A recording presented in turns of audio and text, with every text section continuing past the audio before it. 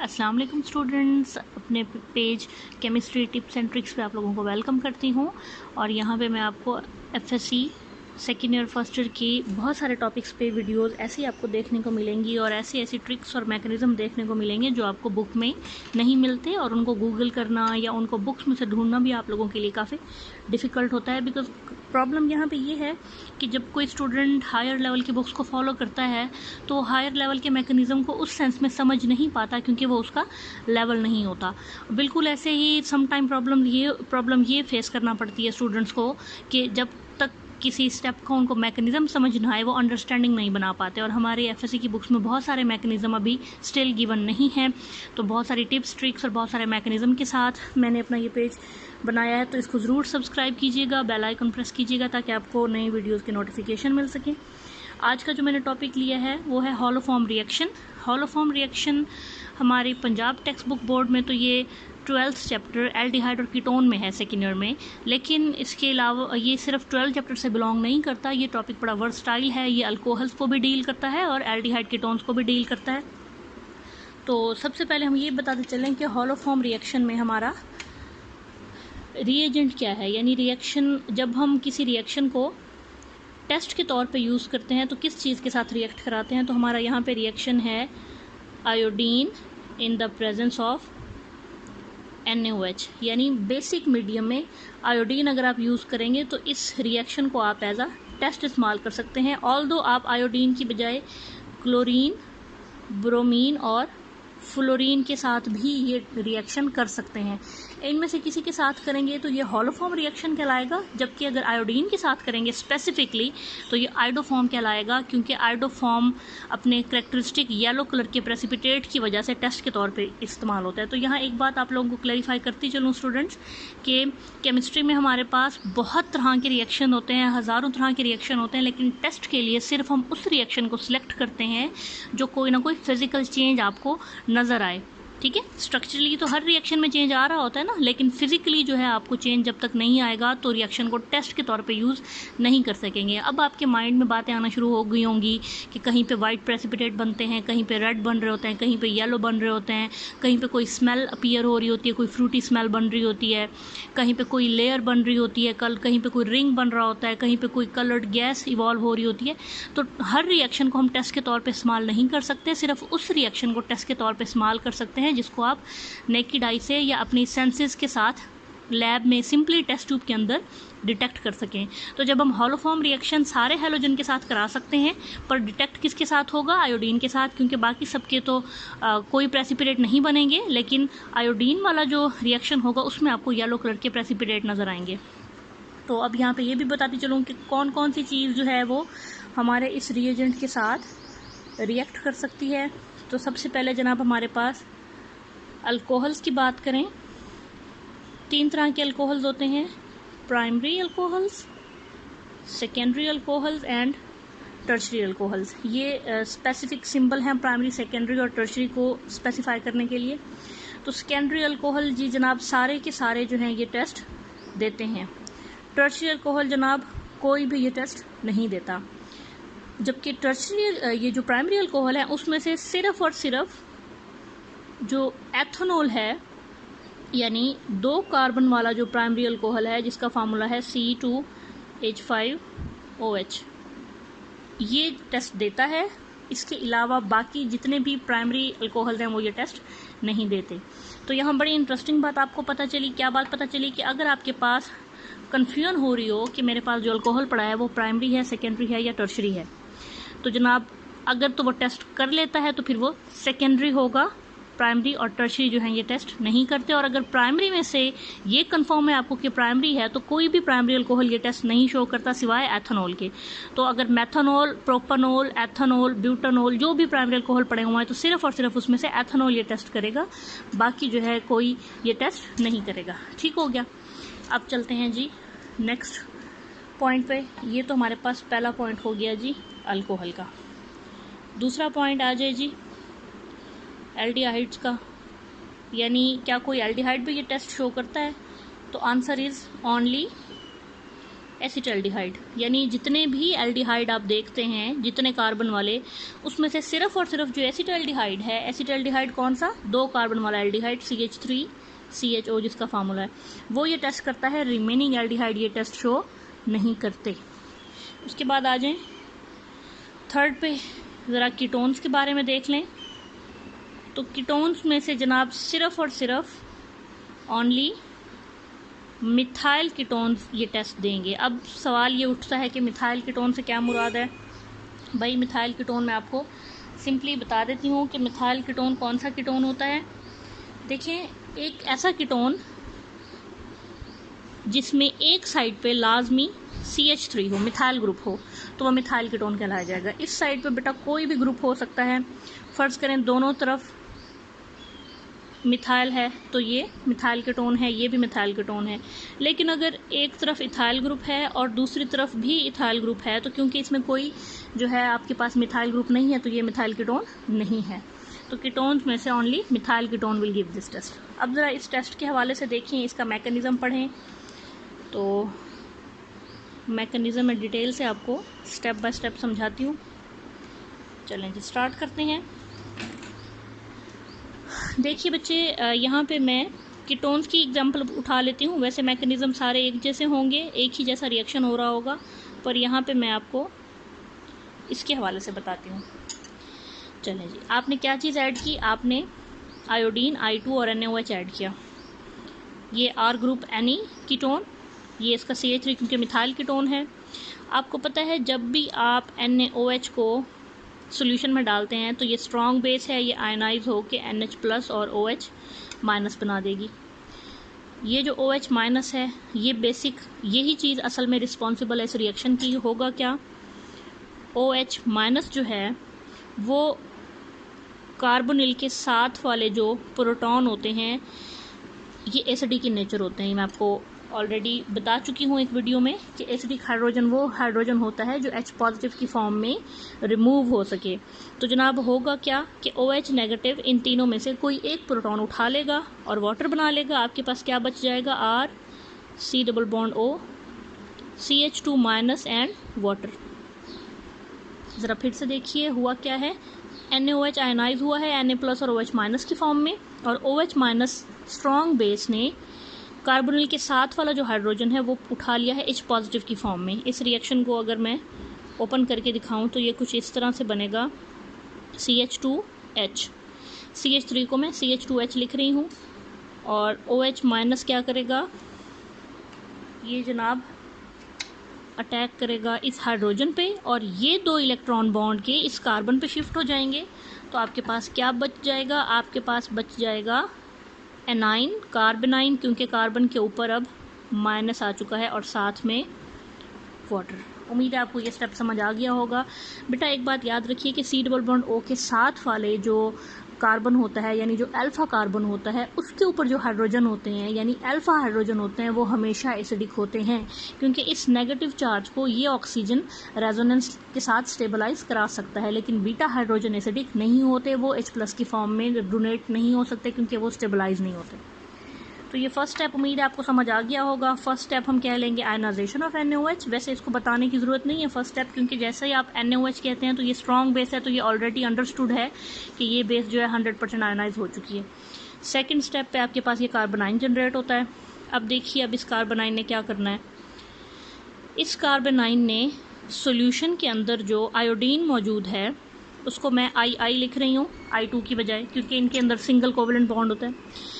तो याद रखिए कि ये II जो है ये बॉन्ड टोटली नॉन पोलर है, कोई आयोडीन पार्शियल पॉजिटिव या कोई आयोडीन पार्शियल नेगेटिव नहीं है। लेकिन जब आप रिएक्शन के दौरान मीडियम को स्टर करते हैं तो iodine molecule come closer to this anion. तो याद रखिए, whenever a neutral molecule come closer to a negative or a positive species it get polarized, और इसको कहा जाता है इंड्यूस्ड पोलराइजेशन, क्योंकि ये नेगेटिव चार्ज इसके इलेक्ट्रॉनिक क्लाउड को थोड़ा सा रिपेल करेगा, तो ये साइड पार्शियल पॉजिटिव हो जाएगी और ये साइड पार्शियल नेगेटिव हो जाएगी। यहाँ बच्चे क्वेश्चन अराइज करते हैं जब वो लिखा हुआ देखते हैं आप पार्शियल पॉजिटिव और पार्शियल नेगेटिव कि ये तो टोटली नॉन पोलर चीज़ है, तो नॉन पोलर चीज़ पे पॉजिटिव नेगेटिव कैसे आ सकते हैं? तो ये सिर्फ इंड्यूस्ड हैं क्योंकि ये नेगेटिव चार्ज की विसिनिटी में आ गया है। अगर ये पॉजिटिव चार्ज होता तो ये साइड नेगेटिव हो जाती, क्योंकि इलेक्ट्रॉन जो है इससे अट्रैक्टेड हो जाते हैं, लेकिन ये नेगेटिव है तो इलेक्ट्रॉन रिपेल हो गए हैं तो ये साइड पॉजिटिव हो गई है। ये पोलैरिटी इसके अंदर सिर्फ तब तक इंड्यूस होगी जब तक ये इसके करीब आएगा। जैसे इसको दूर हटाएंगे इसकी रेंज से तो ये पोलैरिटी भी ख़त्म हो जाएगी। तो अब होगा क्या, अब जैसे पोलैरिटी नज़र आएगी तो अब ये नेगेटिव चार्ज इसके ऊपर अटैक ही कर लेगा और ये बॉन्ड के दोनों इलेक्ट्रॉन टूट के इस आयोडीन पे चले जाएंगे। तो क्या बन जाएगा जनाब, RC double bond O CH2I plus I negative. अब ये यूँ ना समझें कि I नेगेटिव जो है ये मूव करके फ्लास्क से ही बाहर आ जाएगा। भाई फ्लास्क में आपके पास Na प्लस आयन मौजूद हैं जो कि ऑलरेडी बन चुके हैं। तो जैसे ही I नेगेटिव बनेंगे तो यहाँ पे आयनिक बॉन्ड सोडियम आयोडाइड का बन चुका होगा। ठीक है, फर्दर देखिए थर्ड स्टेप में स्पीशी के साथ फिर क्या होना है।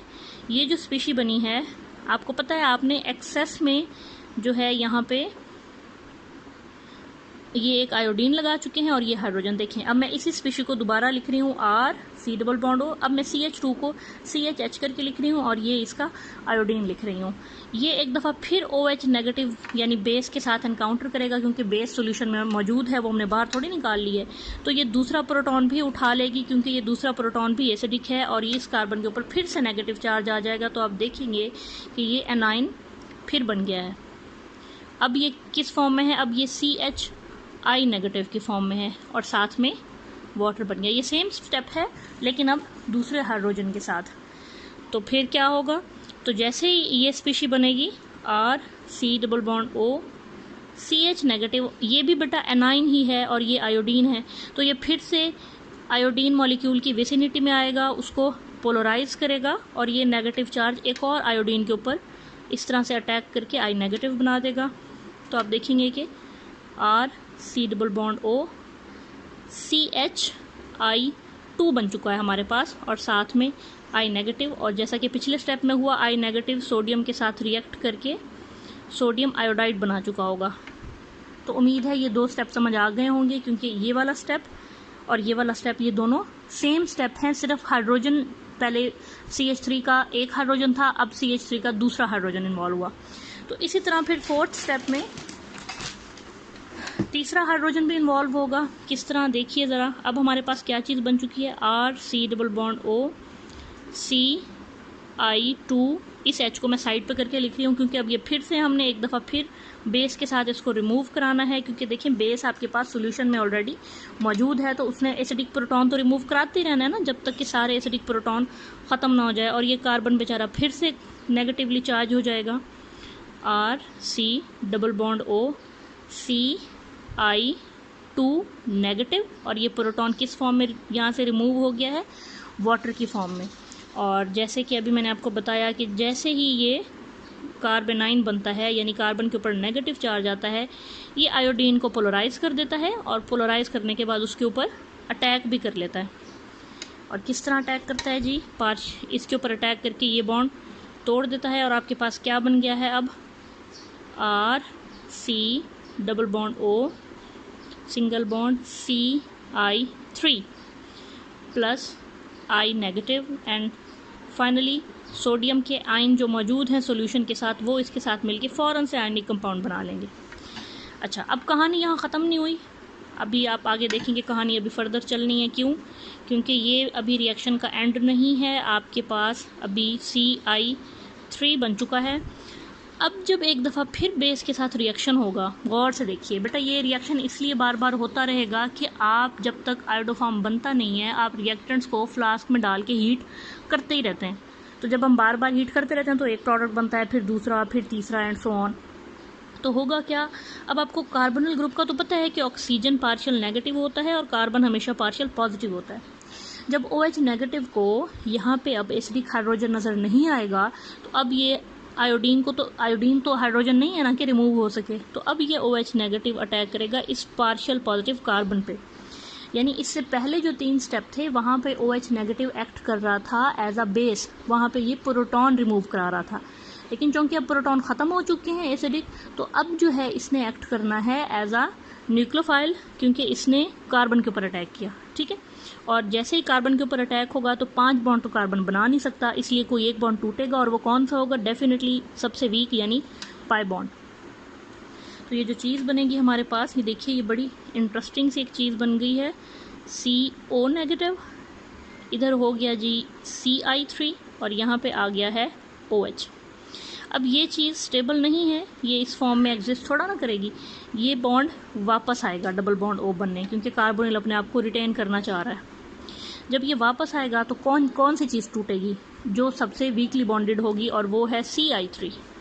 लें जी, तो यहाँ पे क्या हुआ है आपके पास? RC double bond O, OH बन गया। देखिए RC डबल बॉन्ड OH बन गया है, एसिड बन गया है।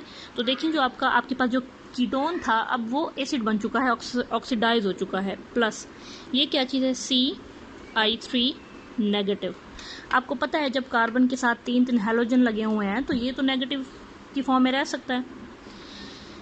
अब देखिए 6 स्टेप में क्या होगा? ये जो Ci3 नेगेटिव बना है, तो साथ में जो वाटर इस रिएक्शन में जगह जगह बनता जा रहा था, ये उसके साथ रिएक्ट करेगा। वाटर को मैं H2O की बजाय H+ और OH नेगेटिव की फॉर्म में लिख रही हूँ, ताकि आपको बता सकूं कि होना ये है कि इस नेगेटिव ने अब इस प्रोटॉन को उठाना है, और OH नेगेटिव अपना वापस रीजनरेट हो जाएगा, क्योंकि ये एज अ कैटलिस्ट इस्तेमाल हुआ था। तो ये क्या बन गया? CHI3 plus OH negative. देखिए बेस हमारी रीजनरेट हो गई। CHI3 ये है हमारा मेन प्रोडक्ट, जिसको हम कह रहे थे आयोडोफॉर्म। इसका नाम क्या है? This is the iodoform. और इसके होते हैं जनाब येलो कलर के प्रेसिपिटेट, जो जैसे ही बनना शुरू होते हैं हमें पता चल जाता है कि हमारा रिएक्शन होना शुरू हो गया है। और अगर हम बेटा फ्लोरीन इस्तेमाल करेंगे तो हमारे पास बनेगा फ्लोरोफॉर्म, अगर ब्रोमीन यूज़ करेंगे आयोडीन की जगह तो हमारे पास बनेगा ब्रोमोफॉर्म, अगर क्लोरीन इस्तेमाल करेंगे तो हमारे पास बनेगा क्लोरोफॉर्म, और आयोडीन इस्तेमाल करेंगे तो आयोडोफॉर्म। क्लियर हो गया? ज़रा इस एसिड की फैक्ट देख लें कि इसके साथ क्या होता है। इसके साथ जनाब होता ये है कि क्योंकि NaOH सोल्यूशन में मौजूद है, तो ये एसिड कभी भी एसिडिक फॉर्म में नहीं, बल्कि ये एसिड हमेशा सॉल्ट फॉर्म में हमें मिलता है अलॉन्ग विद वाटर। तो आपके पास ज़रा काउंट करते हैं कौन कौन से प्रोडक्ट बने हैं।